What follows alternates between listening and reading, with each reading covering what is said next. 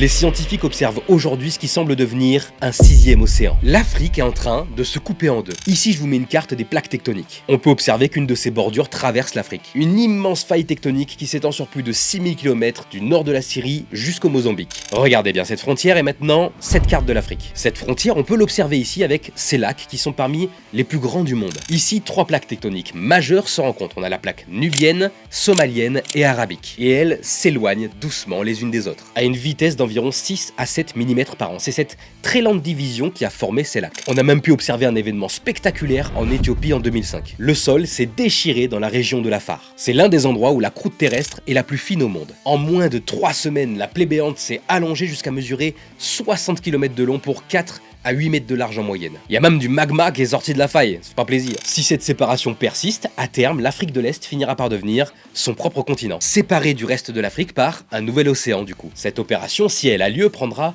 plusieurs millions d'années. On parle généralement d'environ 5 à 10 millions d'années ou plus. Ça paraît lent, mais à l'échelle géologique, c'est plutôt rapide. Allez, je vous laisse là-dessus. Passez une bonne journée. Bisous.